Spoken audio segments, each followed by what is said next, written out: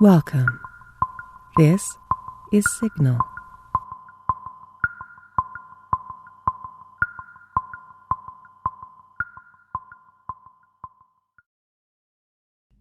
Four poems by H.P. Lovecraft. The Nightmare Lake. There is a lake in distant sand, beyond the wonted haunts of man, where broods alone in hideous state, a spirit dead and desolate, a spirit ancient and unholy, heavy with fearsome melancholy, which from waters dull and dense draws vapors cursed with pestilence. Around the banks a mire of clay sprawl things offensive in decay, and curious birds that reach that shore are seen by mortals nevermore. Here shines by day a searing sun, on glassy wastes beheld by none, and here by night pale moonbeams flow into the deeps that yawn below. In nightmares only is it told what scenes beneath those beams unfold. What scenes too old for human sight lie sunken there in endless night. For in those depths there only pace the shadows of a voiceless race. One midnight, redolent of ill, I saw that lake asleep and still, while in the lurid sky there rode a gibbous moon that glowed and glowed. I saw the stretching marshy shore, and the foul things those marshes bore, lizards and snakes convulsed and dying, ravens and vampires putrefying. All these, and hovered over the dead, their sarcophagi that on them fed. And as the dreadful moon climbed high, frightening the stars from out of the sky, I saw the lake's dull water glow, till sunken things appeared below. There shone unnumbered fathoms down towers of a forgotten town, the tarnished domes and mossy walls, weed-tangled spires and empty halls, deserted fanes and vaults of dread, and streets of gold uncoveted. These I beheld and saw beside a horde of shapeless shadows glide, a noxious horde which to my glance seemed moving in a hideous dance round slimy sepulchres that lay beside a never-traveled way. Straight from those dunes a heaving rose that vexed the water's dull repose, while lethal shades of upper space howled at the moon's sardonic face. Then sank the lake within its bed, sucked down to caverns of the dead, till from the reeking new-stripped earth curled fetid fumes of noisome birth. About the city nigh uncovered the monstrous dancing shadows hovered, when lo, there opened with sudden stir a portal of each sepulchre. No ear may learn, no tongue may tell what nameless horror then befell. I see that lake, that moon a-grin, that city and the things within.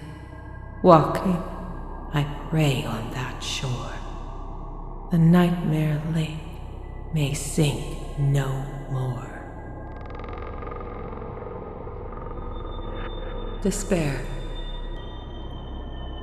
o'er the midnight moorlands crying, through the cypress forests sighing, in the night wind madly flying, hellish forms with streaming hair, in the barren branches creaking, by the stagnant swamp pools speaking, past the shore cliffs ever shrieking, damned demons of despair.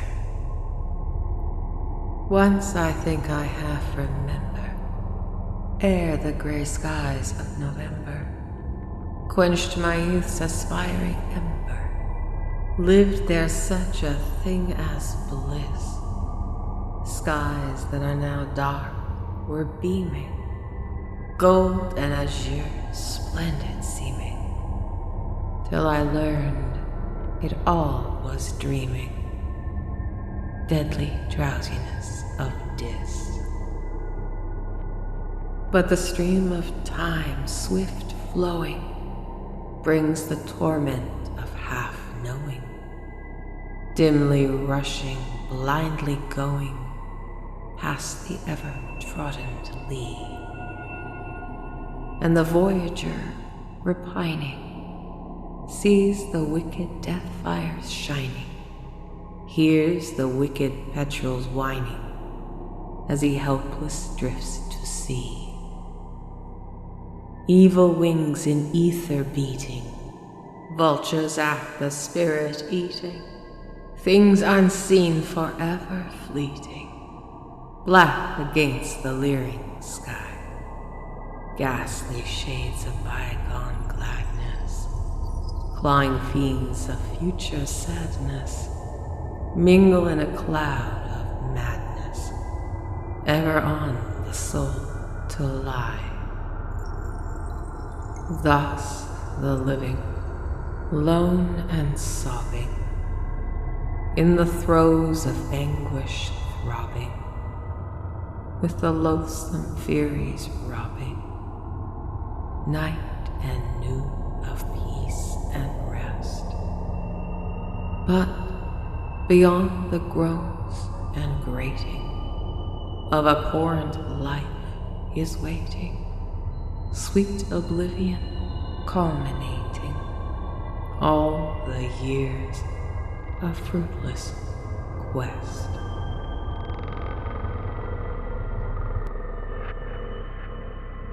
Astrophobus. In the midnight heavens burning, through ethereal depths afar, once I watched with restless yearning an alluring orient star, every eye aloft returning, gleaming nigh the Arctic car. Mystic waves of beauty blended with gorgeous golden rays, fantasies of bliss descended, in mirth Elysian haze, and in lyre-born chords extended harmonies of Lydian lays.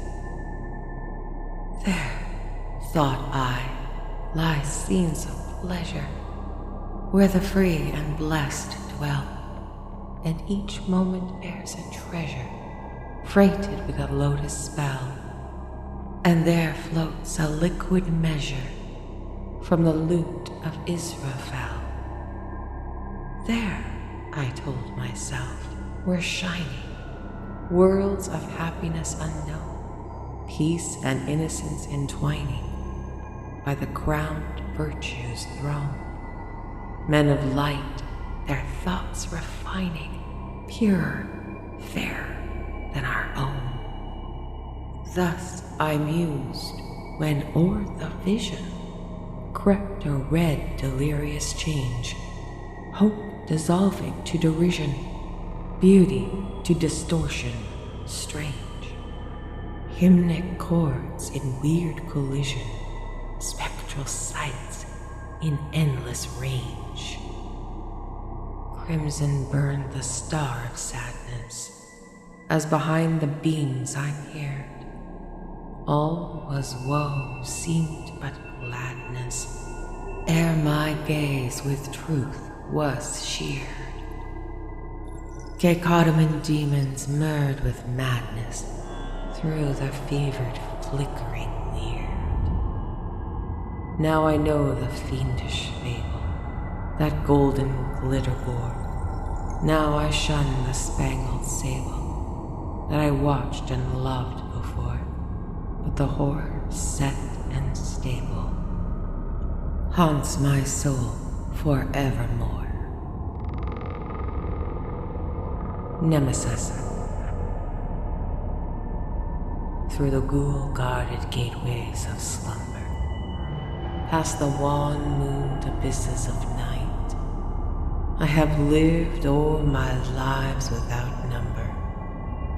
I have sounded all things with my sight, and I struggle and shriek ere the day break, being driven to madness with fright.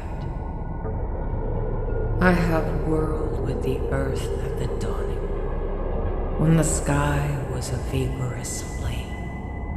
I have seen the dark universe yawning, where black planets roll without aim, where they roll in their horror unheeded, without knowledge or luster or name.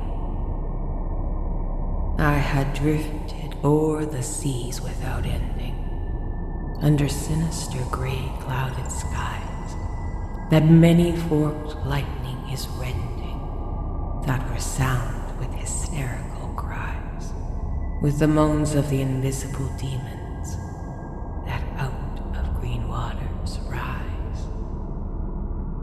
I have plunged like a deer through the arches of the hoary primordial grove, where the oaks feel the presence that marches and stalks on where no spirit dares rove. And I flee from a thing that surrounds me and leers through dead branches above. I have stumbled by cave-ridden mountains that rise barren and bleak from the plain. I have drunk of fog-fetid fountains that ooze down to the marsh and the main, and in the hot, cursed tarns I have seen things I care not to gaze on again. I have scanned the vast, ivy-clad palace. I have trod its untenanted hall, where the moon writhing up from the valleys shows the tapestried things on the wall, strange figures discordantly woven, which I cannot endure to recall. I have peered from the casement in wonder at the moldering meadows around, at the many-roofed village laid under, the curse of a grave girdled ground, and from the rows of white urn-carven marble, I listen intently for sound. I have haunted the tombs of the ages. I have flown on the pinions of fear, where the smoke-belching airbus rages, where the jocals loom snow-clad and drear, in the realms where the sun of the desert consumes what it can never cheer. I was old when the pharaohs first mounted the jewel-decked throne by the Nile. I was old in those epochs uncounted, when I, and only I, was vile, and man, yet untainted and happy, dwelt in bliss on a far Arctic isle. Oh, great was the sin of my spirit, and great was the reach of its doom. Not the pity of heaven can cheer it, nor can respite be found in the tomb. Down the infinite eons come beating the wings of unmerciful gloom. through the ghoul-guarded gateways of slumber, past the wan moon abysses of night. I have lived o'er my lives without number. I have sounded all things with my sight, and I struggle and shriek ere the day break, being driven to madness with fright.